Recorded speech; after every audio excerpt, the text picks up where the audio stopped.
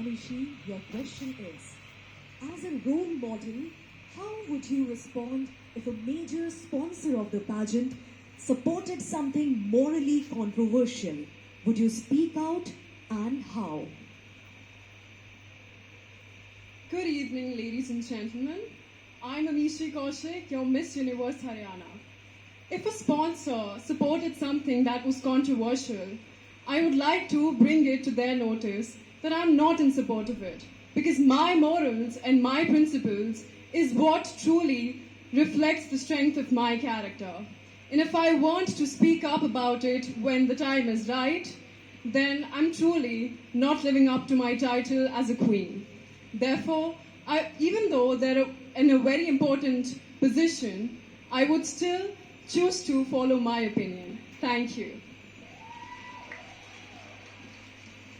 Well, that was fantastic. And now I would request Nirupama to please pick your chit.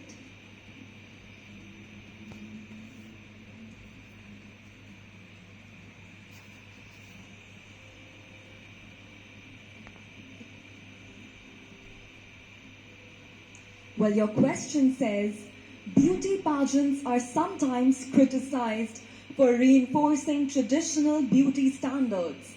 How would you redefine the purpose of such competitions in modern India?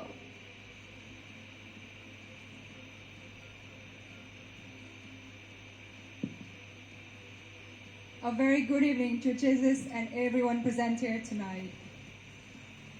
People often took beauty pageant as for someone who have good figure, for someone who have good face, or for the gowns we wore and the makeup. But it's way more bigger than that. It's a platform for sharing the voice for the voiceless. Let's take a deep moment for all my 47 co-contestants from different states, bringing up different advocacy for the state, for the nation, and for globally, for a betterment of our society.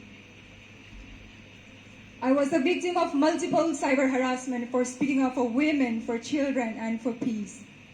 But today, in front of all these beautiful people around me, I stood in front of you with turning every pain into power to inspire generations to come. Thank you. Thank you so much, Nirupama. Moving on to Rouge.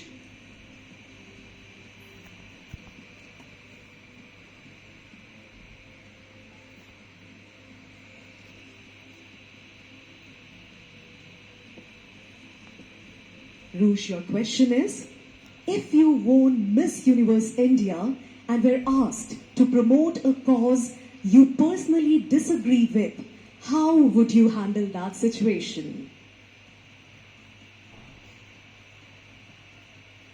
Good evening, one and all. If I were to, can I please I'll read out the question once again. If you won Miss Universe India and were asked to promote a cause you personally disagree with, how would you handle the situation?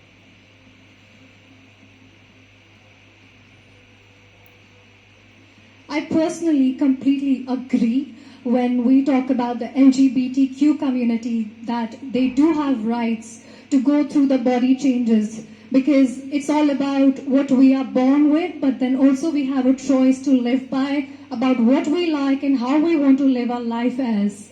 And I would not agree anybody to not change themselves just because they want to be happy. In life, we all want to truly feel accepted about our real self. And definitely, I would promote the LGBTQ community to come forward and go through the physiological changes that they really want to go ahead with to have a smoother and acceptable life. Thank you. Thank you so much, Rouge. I would now request Mehek to please pick your question.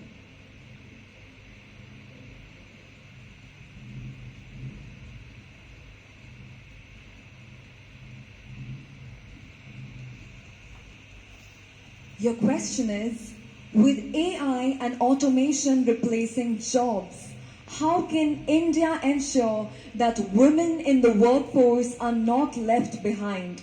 What skills would you emphasize? Thank you for the question. I believe that AI is one of humanity's greatest inventions. And I know in today's day and age we often fear that going ahead it might take our jobs. But I believe that that should not be the case.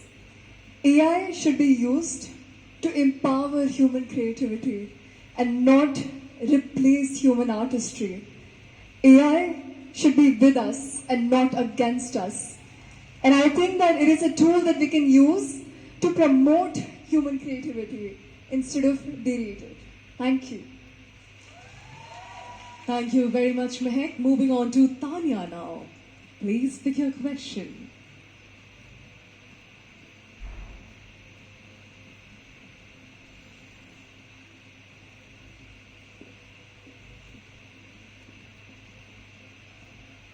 Tanya, your question is, climate change affects everyone, but policies often hurt low-income workers the most. How would you propose a solution that balances environmental protection and economic fairness? Thank you. I believe that climate change is not a tomorrow problem, it's a now problem. The world is not dying, we are killing it every day with the choices we make. And the solution for this is to take every step with mindfulness and compassion and kindness towards our world. And I believe that when we do that and when we help the world, we're not just saving the climate and the world, we're saving each other. Thank you. Thank you so much, Tanya. And now I would request Monica to pick her question.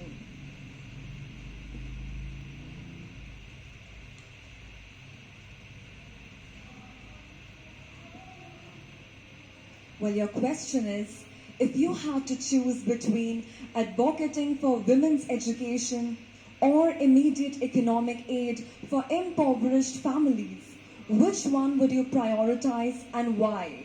How would you address the counter arguments? I would repeat it for you. If you had to choose between advocating for women's education or immediate economic aid for impoverished families, which one would you prioritize and why?